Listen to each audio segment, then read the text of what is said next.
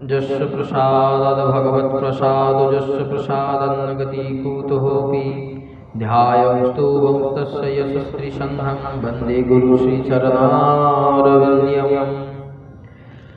गुरुर्ब्रह्मा गुरुर्विष्णु गुरुदेवो महेश्वरः गुरुसाक्षात् परब्रह्म तस्मै श्रीगुरवे नमः।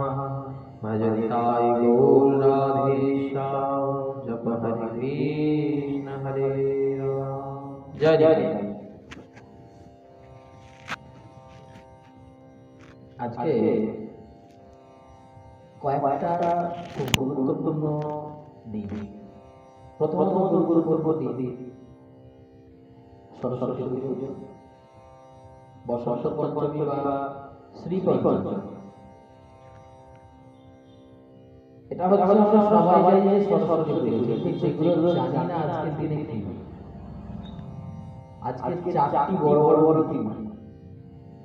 আজকে গৌরাঙ্গ মহাপ্রভুর পরম প্রিয়তমা স্ত্রী বিষ্ণুপ্রিয়া দেবী, গৌরাঙ্গ মহাপ্রভুর শক্তি বিষ্ণুপ্রিয়া দেবীর আবির্ভাব আজকের দিনে উনি জন্মেছেন। রঘুনাথ দাস গোস্বামীর আবির্ভাব, ছয় গোস্বামীর শেষ গোস্বামী রঘুনাথ দাস গোস্বামী, ওনার আবির্ভাব। তারপর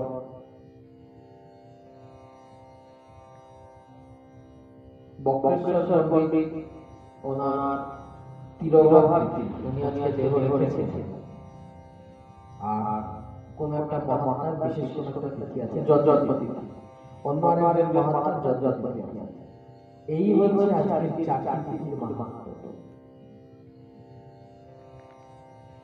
সবথেকে আমাদের বৈষ্ণব জগতের একটা অনালোচিত বিষয়, বৈষ্ণব জগতের একটি অনালোচিত বিষয়, সেটি হচ্ছে আমার বিষ্ণুপ্রিয়া দেবী।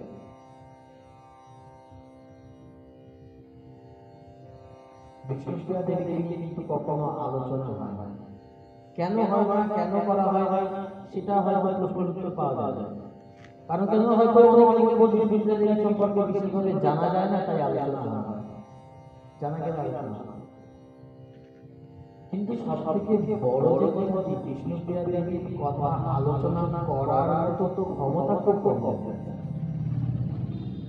কারণ কেউ যদি বলে সূর্য সম্পর্কে একটা বর্ণনা কি দিতে পারবে, একটা বড় আলোর উৎস, খুব জ্যোতি, প্রচুর আলো বেরোয়, সূর্য এই সূর্য সেই, কিন্তু আদতেও কি সূর্যের বর্ণনা দিয়ে শেষ করা যাবে?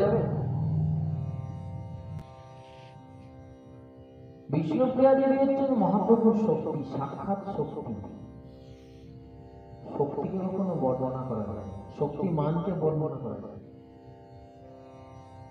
আমার শক্তি আছে, আমাকে তোমরা দেখতে পাচ্ছ তো, কিন্তু আমার শক্তিটাকে দেখতে পাচ্ছ কি? পাচ্ছ? পাচ্ছ না। যখন আমি প্রয়োগ করব তখন বোঝা যাবে কি আমার শক্তি আছে, তার আগে কিন্তু দেখতে পাবে না। ঠিক গৌরাঙ্গ মহাপ্রভুর শক্তি হচ্ছেন এই বিষ্ণুপ্রিয়া দেবী। বিষ্ণুপ্রিয়া দেবী না থাকলে আজ গৌরাঙ্গ মহাপ্রভু হতেন না, পারতেন না, এত বড় সাহস জোগাতো না। তাই বলছেন বিষ্ণুপ্রিয়া দেবী হচ্ছে গৌরাঙ্গ মহাপ্রভুর শক্তি। চৈতন্য চরিতামৃতে কৃষ্ণদাস কবিরাজ গোস্বামী বললেন, রাধা পূর্ণ শক্তি, কৃষ্ণ পূর্ণ শক্তিমান, এই দুয়ে ভেদ নাহি শাস্ত্র প্রমাণ। রাধা হচ্ছেন পূর্ণ শক্তি, কৃষ্ণ হচ্ছেন পূর্ণ শক্তিমান, এই দুয়ে ভেদ নাহি শাস্ত্রে প্রমাণ। শাস্ত্রে প্রমাণ বলছে এই দুয়ের মধ্যে ভেদ নাই, শক্তি আর শক্তিমানে কোনো ভেদ নেই।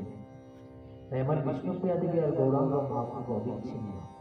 তাকে বর্ণনা করতে আমরা পারি না, তাকে বলে বোঝাতে পারি না। কিন্তু যতটুকু মহাপ্রভুর কৃপা, আমার নিতাই চাঁদের কৃপা, শ্রী গুরুদেবের কৃপায় যতটুকু তার সম্পর্কে জানা যায়, যতটুকু তার সম্পর্কে বলা যায়, শোনা যায়, ততটুকুই আমরা আজকে একটু আশা করি।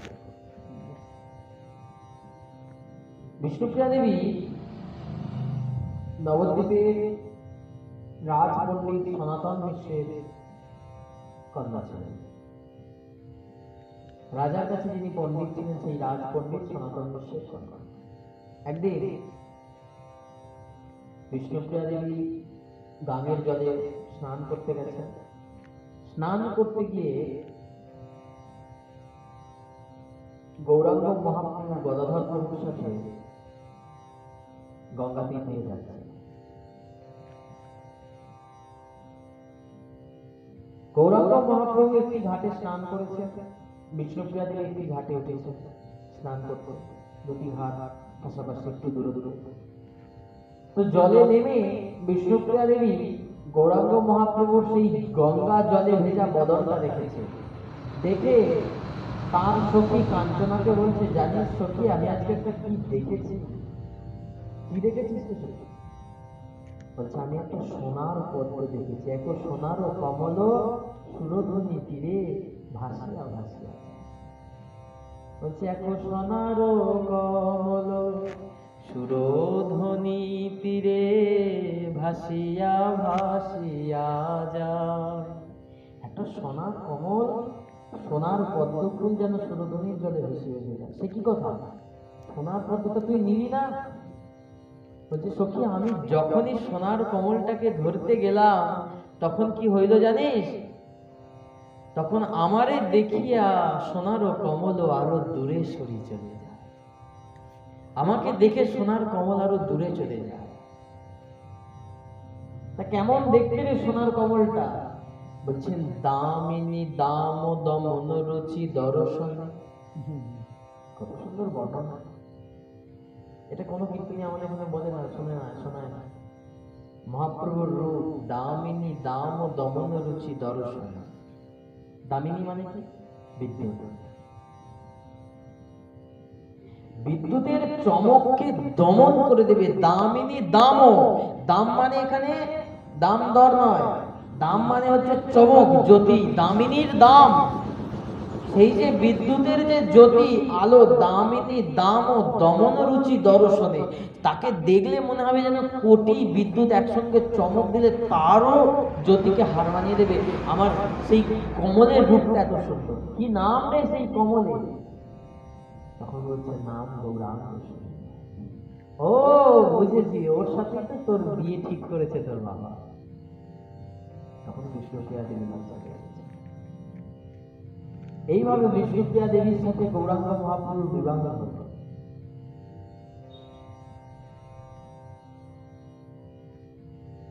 কতকটা গৌরাঙ্গ মহাপ্রভুর অনিচ্ছা সত্ত্বেই বিবাহ হয়েছে, কারণ শুধুমাত্র মায়ের কথা পালন করার জন্য বিবাহ হয়েছে, নিজের ইচ্ছায় কিন্তু হয়তো করেনি। মা বলেছে, নিমাই, এবার তোকে সংসারী হতে হবে, লক্ষ্মীপ্রিয়া তো মারা গেল, তুই যদি এরকম সংসার ছেড়ে হরিনাম করিস কি করে হবে? তোকে সংসারে বাঁধার জন্য সংসারী হতে হবে। মহাপ্রভু মায়ের কথা রাখার জন্য বিয়ে করেছিল, এটাই বেশি আমরা মানবো। কারণ কেননা যেহেতু মহাপ্রভু নিজে পছন্দ করে বিবাহ করেছিলেন লক্ষ্মীপ্রিয়া দেবীকে। মহাপ্রভুর মায়ের কিন্তু পছন্দ ছিল না লক্ষ্মীপ্রিয়া দেবীকে।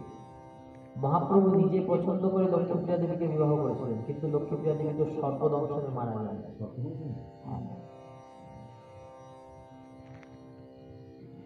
পদকর্তা বলছেন, লক্ষ্মীপ্রিয়া দেবী সর্পদংশনে মারা গেছেন। কি সর্প? গৌর বিরহ সর্পদংশনে মারা গেছেন। গৌরাঙ্গ মহাপ্রভু পূর্ববঙ্গে চলে গেছিলেন বাবার ভিটা দর্শন করতে, তখন ছিলেন না। সেই গৌরাঙ্গ মহাপ্রভুর বিরহে, সেই বিরহ সর্পদংশনে লক্ষ্মীপ্রিয়া দেবী মারা গেছিলেন। মহাপ্রভুর লক্ষ্মীপ্রিয়া দেবী প্রেমের বিয়ে। লক্ষ্মীপ্রিয়া দেবীকে মহাপ্রভু প্রেম করে বিয়ে করেছিলেন, খুব ভালোবাসতেন, কিন্তু উনি বাঁচলেন না। তারপরে সচিমাতা আবার বিয়ে দিলেন মহাপ্রভুর, সেটা বিষ্ণুপ্রিয়া দেবীর সাথে। সেটা শাস্ত্রে অনেকে বলে অনিচ্ছা, মহাপ্রভুর অনিচ্ছায় বিয়ে করেছেন, অনেকে বলে না মহাপ্রভুর ইচ্ছা ছিল এবং সচিমায়ের ইচ্ছা ছিল। এটা দ্বিমত আছে। তো আমরা এখানে ধরে নেব যে মহাপ্রভু এক প্রকার অনিচ্ছাতেই বিবাহ হয়েছিল, কিন্তু বিবাহের পর মহাপ্রভু ভালোবেসেছেন। কেন? বিষ্ণুপ্রিয়া দেবী মহাপ্রভুকে তার ভাবনা চিন্তায় এতটা সাহায্য করেছিলেন, মহাপ্রভু একা কখনো এটা পারতেন না। নিত্যানন্দ প্রভু এসেছেন মহাপ্রভুকে নিয়ে, বলছেন, মা আজকে তুমি আমাকে অনুমতি দাও, আমরা সচিরঙ্গন ছেড়ে দিয়ে আমরা শিবাসঙ্গনে গিয়ে কীর্তন করব। সচিমা তখন বলছেন, আমি তো অনুমতি দেওয়ার কেউ নয়, বধূমাতা বিষ্ণুপ্রিয়ার কাছে যাও। বধূমাতা বিষ্ণুপ্রিয়া যদি অনুমতি দেয় তবে ভালো। কেন মা? সচিমাতা বলছেন, কেন মা? বলছেন, পুরুষের যখন বিবাহ হয়ে যায় তার অর্ধেক শক্তি তার স্ত্রীর কাছে থাকে, তাই জন্য তার অনুমতিটা বিশেষ প্রয়োজন। তিনি অনুমতি না দিলে কোনো কাজ সম্পূর্ণ হবে না। এই জন্য ছেলে, বুড়ো, বড় বড় মানুষ যেই সন্ন্যাস নিক, দীক্ষা নিক, যাই নিক, সবকিছুতে গিয়ে কিন্তু তার সঙ্গে যে জুড়ে আছে তার অনুমতি নিতে হয়। এখন আমি যদি সন্ন্যাস নিই, আমাকে কার পারমিশন নিতে হবে? বাবা মা। যারা বিবাহিত তারা যখন সন্ন্যাস নেবে কার পারমিশন নিতে হবে? স্ত্রীর পারমিশন নিতে হবে। মহাপ্রভু এখানে সকলকে মর্যাদা দিয়েছে, কাউকে অমর্যাদা করেনি। বধূমাতা বিষ্ণুপ্রিয়া বলেন, ঠিক আছে যাও। কি নাম করবে? বলছেন, ভজ শ্রীকৃষ্ণ, কহ শ্রীকৃষ্ণ, লহ শ্রীকৃষ্ণের নাম রে। ভজ শ্রীকৃষ্ণ, কহ শ্রীকৃষ্ণ, লহ শ্রীকৃষ্ণের নাম রে। ও, তোমরা শিবা সঙ্গে এই কীর্তন করবে? কিন্তু আমি কি গাইব জানো? ভজ গৌরাঙ্গ, কহ গৌরাঙ্গ, লহ গৌরাঙ্গের নাম রে।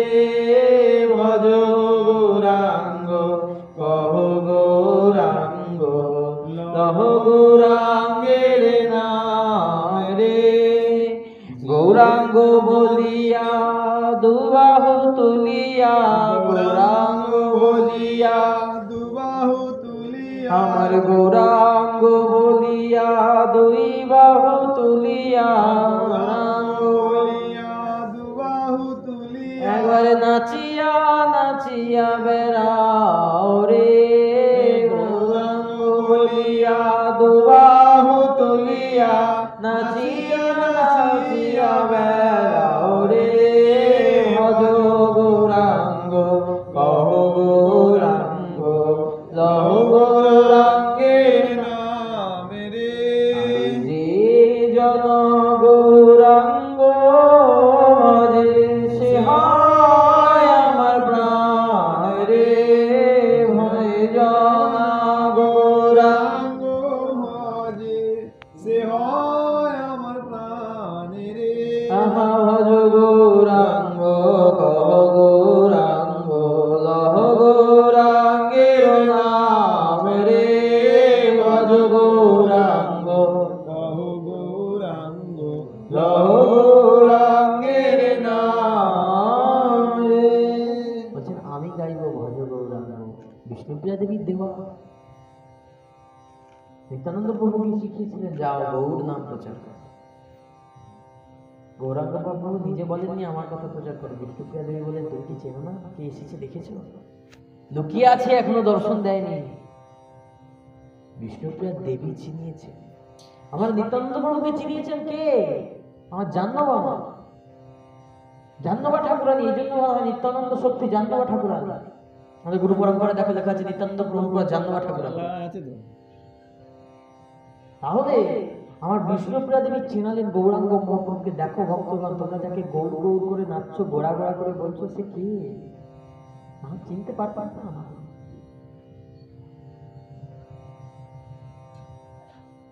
এই হলো গৌরাঙ্গ মহাপ্রভুর পূর্ণ সত্য। বিষ্ণুপ্রিয়া বিষ্ণুপ্রিয়া দেবীর কাছে যখন মহাপ্রভু অনুমতি নিতে এসেছেন, মহাপ্রভু বিষ্ণুপ্রিয়া দেবীকে বলছেন, প্রিয়া। তো বিষ্ণুপ্রিয়া দেবী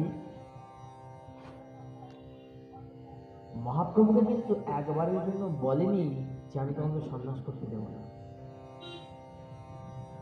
খুব গুপ্ত কথা। বিষ্ণুপ্রিয়া দেবী এমন একজন সহধর্মিণী ছিলেন, এমন একজন ব্যক্তিত্ব ছিলেন যে মহাপ্রভু যখন বিষ্ণুপ্রিয়া দেবীকে বলছেন, প্রিয়া আমি সন্ন্যাস নেব, বিষ্ণুপ্রিয়া দেবী বলছেন, বাহ, শুনে তো ভালো কথা। তুমি সন্ন্যাস।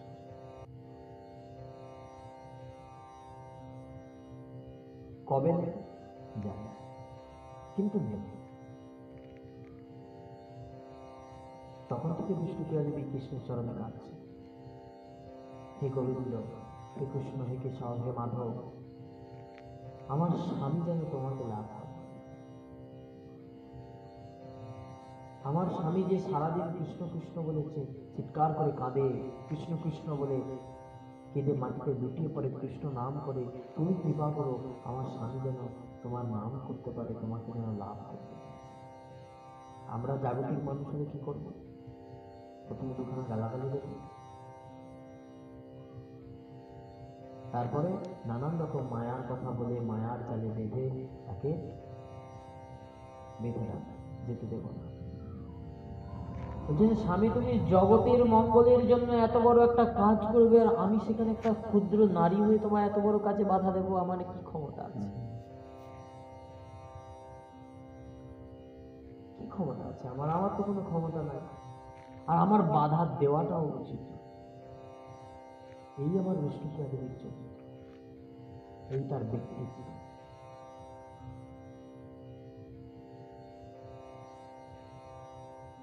বিষ্ণুপ্রিয়া দেবী রাত্রে ঘুমাচ্ছেন, মহাপ্রভু প্রসাদী মালাটা, সেদিন বিবাহ বার্ষিকী ছিল, ম্যারেজ অ্যানিভার্সারি। বিষ্ণুপ্রিয়া দেবী মহাপ্রভুর জন্য একটি মালা গেঁথেছেন, পরিয়েছেন গলায়। সেই মালাটি শয্যার পাশে খুলে রেখে বিষ্ণুপ্রিয়া দেবীকে একা বিছানায় ফেলে আজ বিষ্ণুপ্রিয়া কাঁদে, বিষ্ণুপ্রিয়া কাঁদিয়া কাঁদিয়া।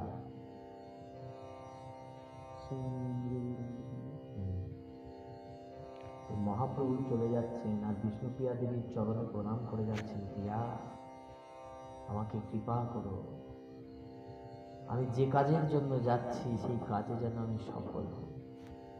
এটা আমার মহাপ্রভুর ব্যক্তিত্ব। কত বড় ব্যক্তিত্ব না হলে নিজের স্ত্রীর চরণে প্রণাম করে বলা যায়, প্রিয়া দেখো আমি যে কাজে যাচ্ছি সেই কাজে যেন সফল হই, আমাকে তুমি শক্তি দাও। পারবে বলতে?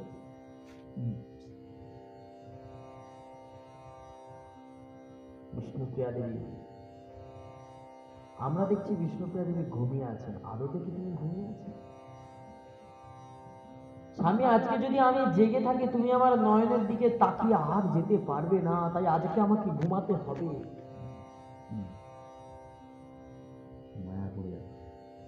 আজকে যদি আমি না ঘুমাই, আজকে আমার নয়নের দিকে তাকিয়ে তো তুমি আর যেতে পারবে না। সেই ভালোবাসার দুটো চোখ যখন তোমার দিকে তাকাবে তখন তো তুমি আর যেতে পারবে না, মায়ায় পড়বে, বারবার তোমার সেই পূর্ব স্মৃতি মনে পড়বে। তাই আজকে তো আমায় ঘুমাতে হবে, না হলে গৌরাঙ্গ মহাপ্রভু চলে গেলেন, আর ঠিক তারপরই বিষ্ণুপ্রিয়া দেবীর ঘুমটা ভাঙল। একটা মানুষ পাশ থেকে উঠে গেল, মালাটি রেখে দিয়ে, এটা আমাকে বিশ্বাস করতে বললে আমি বিশ্বাস করে নেব?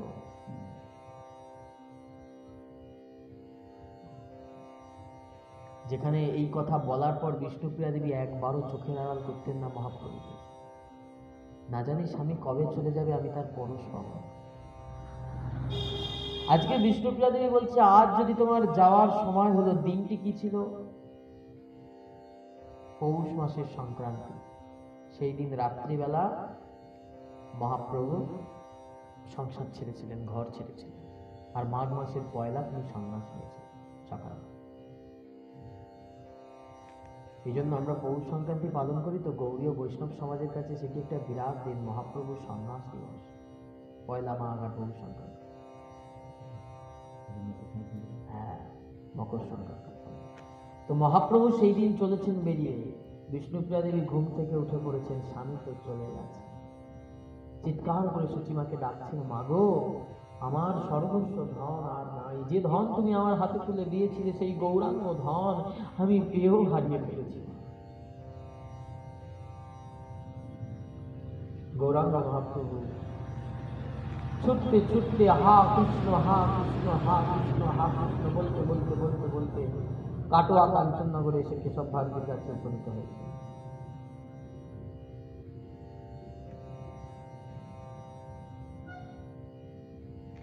চৈতন্য চরিতামৃতে বর্ণনা করছেন, নগরের লোক চলে যুবক ও যুবতী পতি ছেড়ে সতী ছাড়ে নিজ পতি যত ছাড়ে গতি। নগরের নাগরী যাচ্ছে, ওই দেখো ওই গাছের তলায় একটা অপরূপ সুন্দর পুরুষ এসে বসে আছে।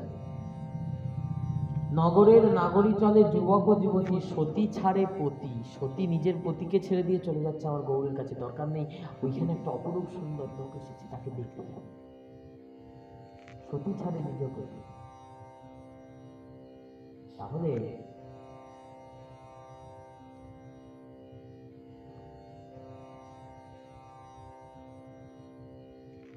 এইটা আমাদের বুঝতে হবে যে মহাপ্রভু এমন একজন ব্যক্তিত্ব ছিলেন যাকে দেখলে মানুষের নয়ন আকর্ষিত হতো। সেখানে বিষ্ণুপ্রিয়া দেবী কিভাবে পারলেন এই কাজটা? মহাপ্রভুর সাথে রক্তের কোনো সম্পর্ক নাই, মানুষ ছুটে চলে যাচ্ছে তার কাছে, সংসার ছেড়ে দিচ্ছে, সেখানে বিষ্ণুপ্রিয়া দেবী তাহলে কত বড় বুকে পাথর চেপে তিনি তাকে বিদায় দিয়েছেন।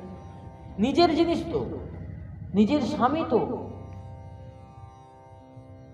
আজ এত বড় মহাপ্রভুর ত্যাগ কত বড় দেখেছো, বিষ্ণুপ্রিয়া দেবীর ত্যাগটা তো শাস্ত্রের কোথাও বলে না।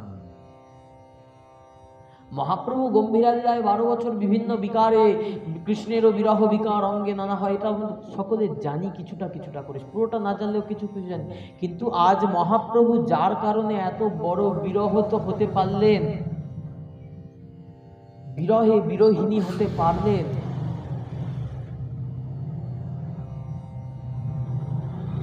তার পিছনের মানুষটাকে কিন্তু আমরা কেউ বুঝতে পারি না। তিনি হলেন আমার বিষ্ণুপ্রিয়া দেবীর মা। অনেক লেখক লিখেছেন, লিখেছে আছে, আলোচনা করেন। তাহলে এই বিষ্ণুপ্রিয়া দেবী বসে বসে তখন কাঁদছেন। সচিমা বলছে, কি করবি রে মা? বলছে, এবার তো আমাকে সাধনা করতে তিনি দিয়ে গেলেন। এতদিন তিনি ছিলেন, আমি তাকে দেখে সাধনা তো করিনি কিছু, শুধু কৃষ্ণের কাছে বলেছি। আজকে আমি ভগবানের কাছে প্রার্থনা করব যে হে প্রভু, আমার স্বামী যেন সন্ন্যাস ধর্ম টিকিয়ে রাখে, সন্ন্যাস করতে পারে। চলে গেছে, তবুও তিনি তার জন্য প্রার্থনা করছেন।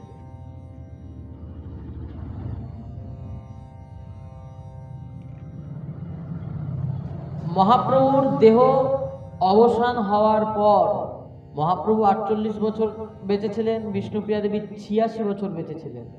কিন্তু বিষ্ণুপ্রিয়া দেবী 86 বছর বেঁচেছিলেন, কিন্তু মাথায় শাখা, সিঁদুর, হাতে শাখা পরে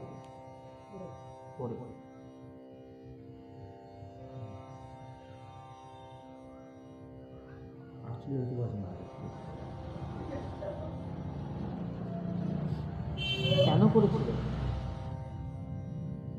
বিষ্ণুপ্রিয়া দেবী আমরা জানি স্বামীর মৃতদেহ দাহ করলে তবেই তো সে মৃত হয়, না হলে তো তার হয় না। মৃতদেহ দাহ না করা পর্যন্ত কিন্তু স্ত্রী ওই থাকে। মহাপ্রভুর তো মৃতদেহই পাওয়া যায় না। মহাপ্রভু তো জগন্নাথে বিলীন হয়ে গেছে।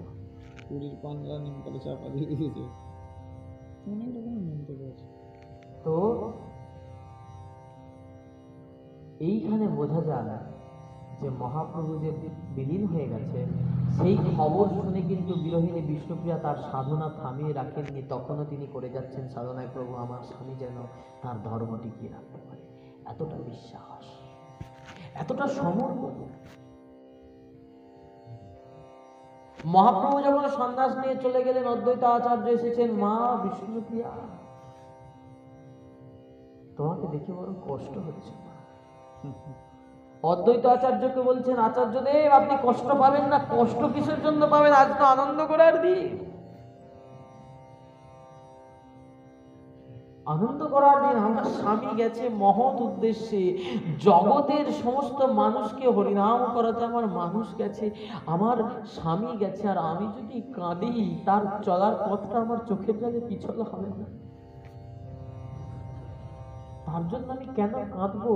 আমি তো তার সহধর্মিনী, তিনি যাতে আরো এগিয়ে যান আমি তো তার চেষ্টা করব। এই মতো বিষ্ণুপ্রিয়া, বয়স কত? মাত্র 14 বছর। আমাদের এখানে তো 14 বছরের মেয়েরা এখন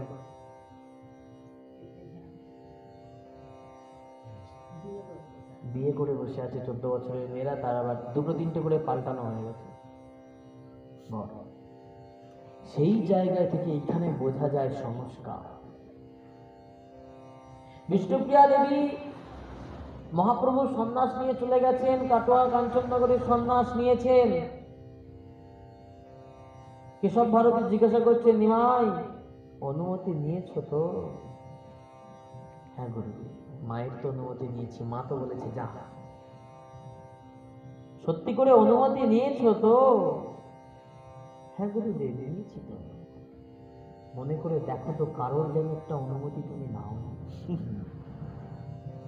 কার অনুমতি? একটু ভেবে দেখো।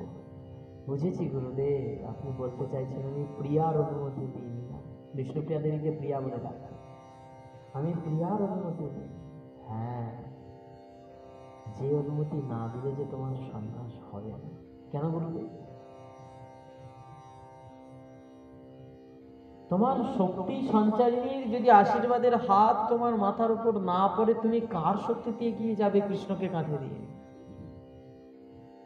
যাও, শক্তি যিনি শক্তি দায়িনী, যিনি দেবী, তার কাছ থেকে নিয়ে এসো। এই জন্যই কিন্তু কৃষ্ণ কালীতে বিভেদ করতে নেই। বলি না, কৃষ্ণ যদি শক্তিমান হয়, মা হচ্ছেন পূর্ণ শক্তি। আমরা রাধারানীকে মা বলি না কেন? রাধারানীকে মা বলি না কেন? এইখানেই তো ব্যাপার। তো বিষ্ণুপ্রিয়া দেবীর কাছে তখন এসেছে অনুমতি দিতে। বিষ্ণুপ্রিয়া দেবী তুলসী তলায় বসে বসে কাঁদছেন, হা গৌরাঙ্গ, হা গৌরাঙ্গ। গৌরাঙ্গ মহাপ্রভু এসেছেন, প্রিয়া অনুমতি দাও। কে? আমার নাম শ্রীকৃষ্ণ চৈতন্য ভারতী। কে শ্রীকৃষ্ণ চৈতন্য ভারতী? আমি তো তাকে চিনি না। আমি তোমার গৌর হরি, সন্ন্যাস নেওয়ার পর আমার নাম হয়েছে কৃষ্ণ চৈতন্য ভারতী।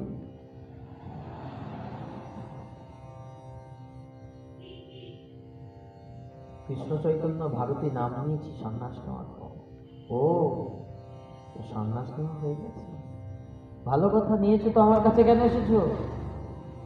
অনুমতি দাও, আমি আমার সন্ন্যাস ধর্ম পালন করব। গুরুদেব এখনো সন্ন্যাস মন্ত্র নেই। আচ্ছা, আমার অনুমতি ছাড়া বুঝি সন্ন্যাস হবে না? কেন হবে না আমার অনুমতি ছাড়া? আমি কে? বলছেন, প্রিয়া তুমি তো আমার শক্তি। তুমি যদি আমাকে শক্তি না যোগাও, আমার কি ক্ষমতা আছে বলো আমি জগৎ মাঝে মানুষকে হরিনাম বলাম? এইখানে বিষ্ণুপ্রিয়া দেবীর তত্ত্বে, এইখানে বিষ্ণুপ্রিয়ার চরিত্রের বিশেষত্ব।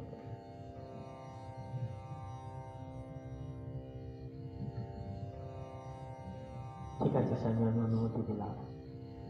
নিশ্চিন্ত মনে তুমি সন্ন্যাস গ্রহণ করে ধর্ম পালন করো। মহাপ্রভু চললেন সেখান থেকে। আর মহাপ্রভু বললেন, শোনো প্রিয়া, আমার মতো দেখতে একটি মূর্তি নির্মাণ করা নিম কাষ্ঠ দিয়ে। কোথায় পাবো? তোমার বাপের বাড়ির ভিটেতে একটি নিম গাছ আছে, সেটি দিয়ে কাটা, সেইটি দিয়ে করবে। সেই নিম কাঠ দিয়ে অপরূপ দেখতে আমার মতো একটি বিগ্রহ বানাবে। আর এই নাও আমার খড়গ যুগল দিলাম, এইটি আমার স্মৃতিচিহ্ন হিসেবে তুমি প্রতিদিন আমাকে দর্শন করবে। তোমার যখনই দরকার হবে তুমি আমাকে সব সময় পাবে। যেখানে বিষ্ণুপ্রিয়া সেখানেই গৌরা। তাহলে প্রভু তুমি কথা দাও, প্রতিদিন আমি যে প্রসাদ দেব তুমি প্রতিদিনই সে গ্রহণ করবে। হ্যাঁ, আমি কথা দিলাম, প্রতিদিন তুমি আমাকে যখন প্রসাদ দেওয়ার সময় ডাকবে আমি আসবো। এক প্রহরের জন্য আমি তোমার কাছে আসবো। সেই বিষ্ণুপ্রিয়া দেবী তার শ্বশুর বাড়ি থেকে কাঠ আনালেন। কাঠ নির্মাণ, সেই কাঠ দিয়ে সুন্দর করে সেই বিগ্রহ তৈরি হলো। এই যে দেখতে পাচ্ছি বিগ্রহটি, এটা বিষ্ণুপ্রিয়া দেবীর সেবিত বিগ্রহ, ধামেশ্বর মহাপ্রভু। মহাপ্রভুর মতো দেখতে অবিকল, ঠিক মহাপ্রভুর যত হাইট, প্রায় 7 ফুট, সেই 7 ফুট মহাপ্রভুর বিগ্রহ। প্রতিদিন সেবা করেন। আর ওই সামনে যে চরণ পাদুকা যুগল রাখা আছে, ওই পাদুকা যুগল সেবা করেন, নয়ন জলে ভাসেন। কিরকম সেবা? এই সেবার নিষ্ঠা। আমরা তো দীক্ষা নিয়ে চলে এসেছি, আর তো তারপর আর কোনো সেবার ব্যাপারে আমাদের কোনো ব্যাপারই নেই। বলছেন মহাপ্রভুর এত বড় জায়গায় যাওয়ার একটাই পিছনে কারণ, বিষ্ণুপ্রিয়া দেবীর সেবা নিষ্ঠা, ভক্তি পরায়ণা। কি করতেন? প্রতিদিন মহামন্ত্র জপ করতেন। মহামন্ত্র জপ করতেন, হরে কৃষ্ণ মন্ত্র জপ করতেন। কি করতেন? একটি করে ধান ছাড়াতেন। ধানটি ছাড়াতে যত সময় লাগতো ততক্ষণ ধরে হরে কৃষ্ণ বলতেন আর রাখতেন। সারা দিনে সূর্যোদয় থেকে সূর্য অস্ত পর্যন্ত যতগুলো ধান ছাড়িয়ে চাল হতো, সেই ততগুলো চালকে গঙ্গার জলে ফুটিয়ে রান্না করতেন। সেইটা মহাপ্রভুকে ভোগ দিতেন। কিভাবে দিতেন? ভোরবেলা ব্রাহ্ম মুহূর্তে গঙ্গায় স্নান করে ভিজে কাপড়ে এসে বসতেন চাল ফুটতে। সারাদিন হাগৌরাঙ্গ অবিরত নয়ন ধারা বয়ে যায়। বয়স একটা 14 বছর।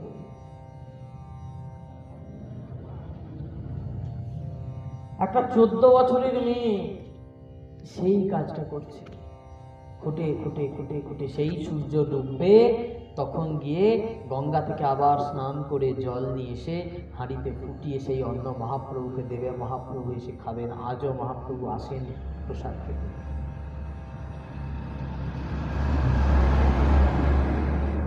এই বিষ্ণুপ্রিয়া দেবীর সাধনা,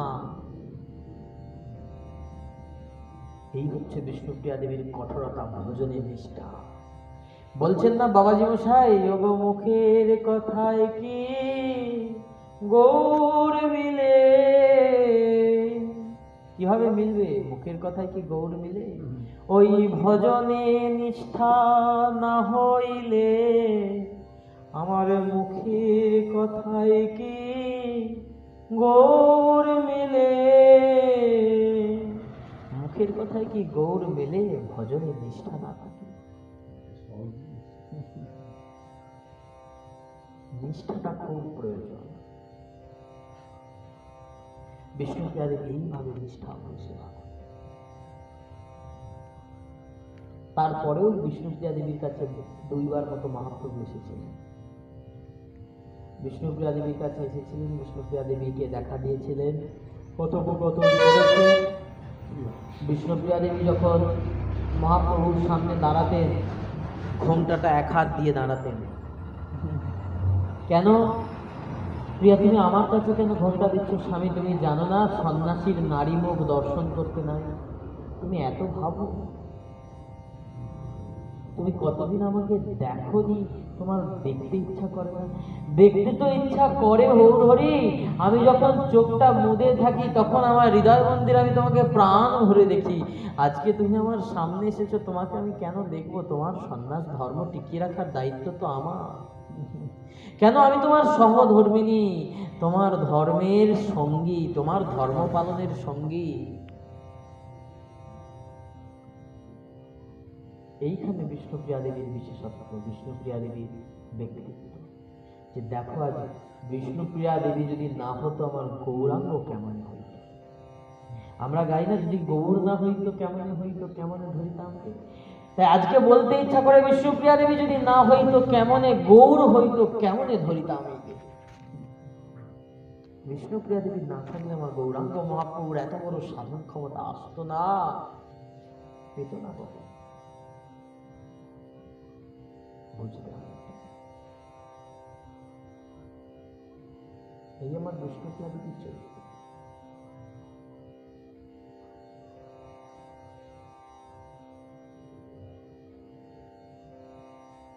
বিষ্ণুপ্রিয়া দেবী যখন দেহত্যাগ করেন, বয়স তখন তার 86 বছর, অনেক বৃদ্ধ হয়ে গেছে।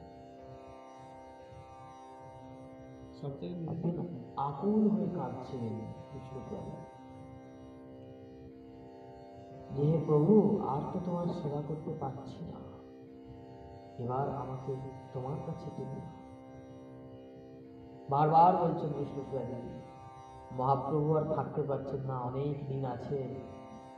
মহাপ্রভু 48 বছরে চলে গেলেন, বিষ্ণুপ্রিয়া দেবীকে কেন রেখে দিলেন? তিনি তো চাইলেই তার আগে নিয়ে নিতে পারতেন। প্রশ্নটা যাচ্ছে না মনে? সবই যখন তাদের ইচ্ছা অনুসারে হচ্ছে, কেন তাহলে রেখে দিলেন? বলছেন এই জন্য রেখে দিলেন, জগৎবাসীকে দেখানোর জন্য, দেখো সাধনাটা কিরকম হওয়া উচিত।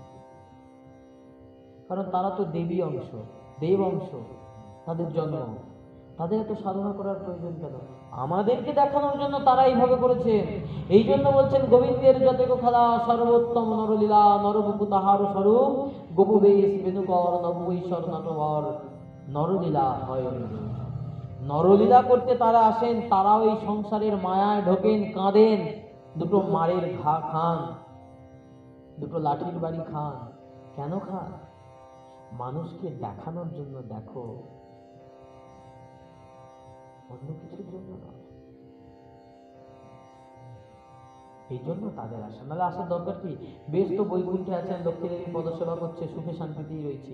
শুধু শুধু রাম অবতারে এসে, রামের তো জীবনে কত দুঃখ ছিল, আমার ভগবান রামচন্দ্র জীবনে একটু শান্তি পাইনি। রাজা হবে, রাজা হওয়ার একদম অভিষেকের দিন থেকে তাকে তুলে নিয়ে চলে গেল 14 বছরের বনবাস। 14 বছরের বনবাস গিয়েও অত সুন্দরী স্ত্রী সীতা তাকে রাবণ হরণ করে নিয়ে চলে গেল। লক্ষণ, তারপরে এই মানে রামের জীবনটা কখনো ভগবান বলে যে তার জীবনটা ভালো ছিল, এটা কি কখনো হয়েছে নাকি? হয়েছে? তাহলে আমাদের জীবনটা ভালো হবে কি করে? আমি কি করে মনে করি যে ভগবান আমাকে ভালো রাখবে? এবার বলো আমাকে। ভগবান কৃষ্ণচন্দ্রের জীবন যখন থেকে জন্মেছে সে জেলে, জন্মানোর পর থেকে একটার পর একটা আসছে, একটার পর একটা ওদের বিয়ে করতে যাবে, তখনও সেই শালাবাবু পেছনে ছুটছে তলোয়ার নিয়ে। ভগবান কৃষ্ণচন্দ্রের কি কোনোদিন জীবনে শান্তি ছিল? পেয়েছেন তিনি শান্তি? বাস্তবিক পক্ষে বলো তো, ভগবান কৃষ্ণ তার জীবনটা খুব সুখের ছিল? জন্মানোর পর থেকে তো আমাকে মারার জন্য 50টা লোক আসেনি। তাহলে ভগবান কৃষ্ণচন্দ্র থেকে আমি সুখী? সুখী কিনা? হ্যাঁ কিনা? সুখী তো।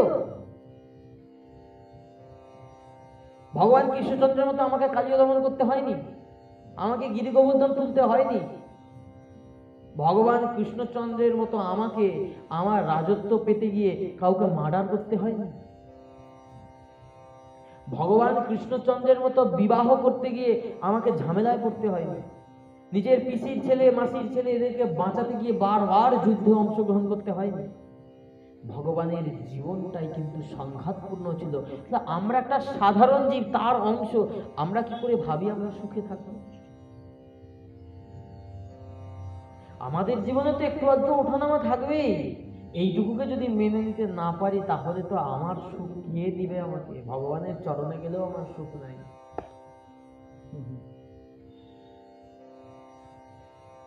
তারপর তো আমার গৌরাঙ্গ মহাপ্রভুর জীবন।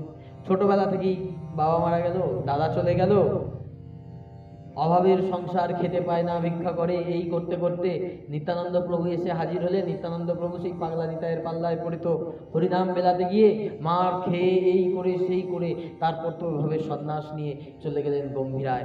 একটা ঘরের ভিতরে 12টা বছর কাটিয়ে দিলেন। বলছে গম্ভীরার ভিতরে মহাপ্রভু 12 বছর ছিলেন। কখন সূর্য উঠছে আর কখন সূর্য ডুবছে কোনোদিন খবর পেতেন না। কি ঋতু গেল, বর্ষা গেল না শরৎ এলো, তিনি জানতেন না। পারবে? আমাদেরকে তো মহাপ্রভু বললেন, একবার দুহাত তুলে বলো না, দুহাত তুলে একবার বলো না কৃষ্ণ নাম। তখন বলছে, প্রভু আমার তো সময় নাই।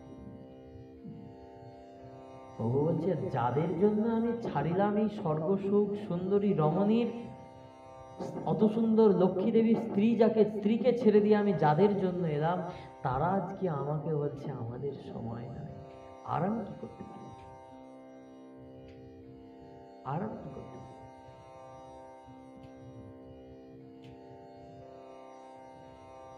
আমরা গৌরাঙ্গ মহাপ্রভুকে ভগবান বলে খুব পুজো করতে পারি, কিন্তু গৌরাঙ্গ মহাপ্রভুর খুশিটাকে আমরা কেউ দিতে পারি। গৌরাঙ্গ মহাপ্রভু আমার কোন আচরণে সুখী হবেন, খুশি হবেন, সেটা কিন্তু বুঝি না।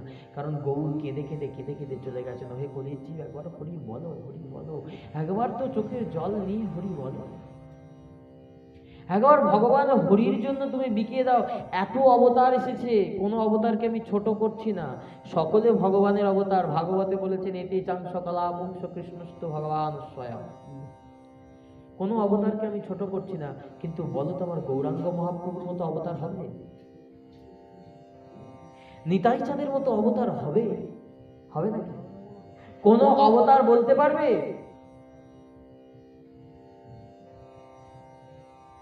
কোন অবতার বলতে পারবে? আমার অক্রোধ পরমানন্দ নিত্যানন্দ রায় অভিমান শূন্য নিতাই নগরে বেড়ায়। অধম পতিত জনার দ্বারে দ্বারে গিয়া ব্রহ্মার দুর্লভ প্রেম দিচ্ছেন যাচিয়া। নিতাই যারে দেখে তারে বলে দন্তে তৃণ ধরি, আমারে কিনিয়া লাহ বলো গৌরী। হবে না কিরকম অবতার? কোন অবতারে বলেছেন একবার গৌর হরির নাম বলো তুমি তোমার দাস হয়ে যাবে? এইভাবে নাম দিয়েছেন কখন? কৃষ্ণ অবতারে এসে কৃষ্ণ করেছে, রাম অবতারে এসে করেছেন, পরশুরাম অবতারে এসে করেছেন, কল্কি বৌদ্ধ অবতারে এসে করেছেন, করেন। বলরাম অবতারে এসে করেছেন, করেন। এই জন্য বলছেন অবতারের সার গোড়ায় অবতার, ও তুই কেন না চিনিলি তারে? ওই করিনি রে বাস গেল না পিয়াস, আমার আপন করম ফেরে। আমার গৌরাঙ্গ মহাপ্রভুকে চিনলি না, গৌর বলে কাঁদলি না, তোর আপন কর্ম দোষে। বুঝতে হবে। বলি তখন কেন চিনলি না রে, সে কেঁদে কেঁদে গেল চলে, একবার হরি বলো বলে কেঁদে কেঁদে চলে গেল আমার গৌরাঙ্গ মহাপ্রভু। হরি বল বলে, তুই তো কই চিনতে পার। এইখানেই বিশেষত্ব, এইখানেই আমাদের বোঝার ব্যাপার, যে আমরা শুধুমাত্র মহোৎসব দিয়ে টাকা পয়সা খরচা করেই সাঙ্গ হয়ে যাই, ভাবি আমার কাজ শেষ, কিন্তু এইখানে যে কাজের কাজ কিছু হয় না সেটা কিন্তু কেউ বুঝি না।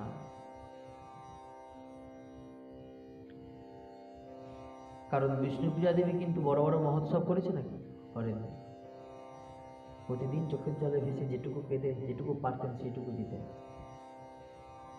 ওইটুকুই দাও, ওইখানেই হবে। ঐশ্বর্য সেবা করে তো লাভ নাই। বিরাট প্যান্ডেল করে, ফুল সাজিয়ে, বিরাট কিছু করে, বড় বড় কিছু করে হবে না। কিন্তু প্রতিদিন দাও। বিরাট কিছু করার প্রয়োজনীয়তা আছে? তাহলে বলবে যে তুমি যে বড় করে অনুষ্ঠান করো, তুমি কেন করো? প্রশ্ন। বিরাট করার প্রয়োজনীয়তা কি? আমি যখন ঘরে সেবা করছি, তোমরা কি জানতে পারছো? পারছো? পারবে না। তাহলে আমি বড় করে সেবা করছি কেন? সেখানে আরো 100টা মানুষ আসবে, তারাও আমার সাথে সেবায় অংশ নেবে। এই জন্য সেবা করা। গোপীগীতে গোপীগণ বলেছে, গোপীগীতের ব্যাখ্যা কখনো সময় পেলে আমি পড়ে বলবো, একটা শ্লোক। গোপীগীত বলছেন, তব কথামৃতম তপ্ত জীবনম কবিভিরীডিতম কলমশাপহম শ্রবণ মঙ্গলম শ্রীমদাততম ভুবিগৃহন্তি তে ভূরিদাস। প্রণত দেহিনাম পাপকর্ষণম তৃণচরাঙ্গম শ্রীনিকেতনম করসরোরুহম শ্রীমদাততম ভুবিগৃহন্তি তে ভূরিদাস। বলছেন তুমি খুব খুব জ্ঞানী, খুব বড় মানুষ, কৃষ্ণ গোবিন্দ খুব বড়, কিন্তু তোমাকে বড় কারা বানিয়েছে জানো? তোমার কিছু পয়সাওয়ালা চাকর আছে। বলছে এরকম পয়সাওয়ালা চাকর আছে, যারা তাদের পয়সা খরচা করে মানুষকে বোঝায় যে তুমি হচ্ছ বিশাল বড় কিছু। আর মানুষ ভাবে হ্যাঁ সত্যি তুমি খুব বড় কিছু। আদতে তুমি বড় কিছু নাও, তুমি ভেবে রেখেছো কৃষ্ণ তুমি বড় কিছু, কিন্তু বড় কিছু নয়। কেন জানো? কারণ তোমার ওই চরণ ভক্তরা চরণ ছুঁয়ে প্রচন্ড কাঁদে না? আমরা কাঁদবো না তোমার চরণ পেয়ে? কেন কাঁদবো না? বলছে কেন তোমার ওই চরণ সাপের মাথায় দিয়েছো, চরণের কোনো জাত নেই।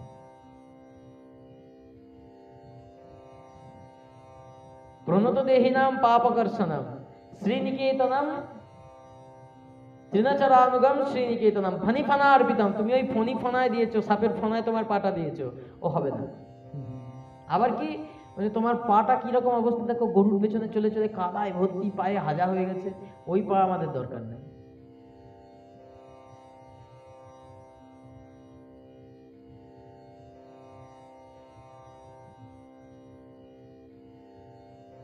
তাহলে কি করবো?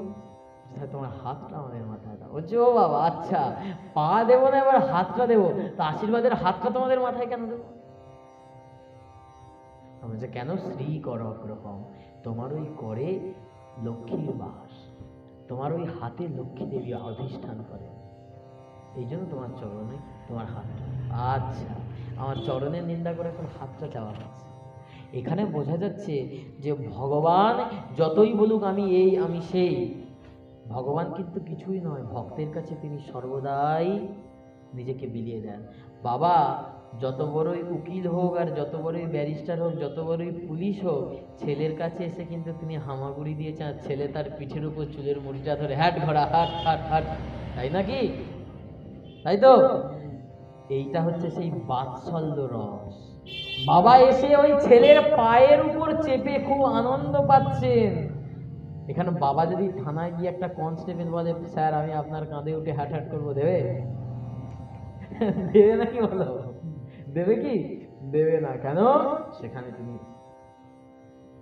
তার ওয়েট আছে, তার চেয়ারের দাম আছে। এইখানেই ভগবান বলছেন আমি ভক্তের জন্য সব সময় আমাকে যে ভালোবাসবে আমি তার অনুগত হয়ে যাব।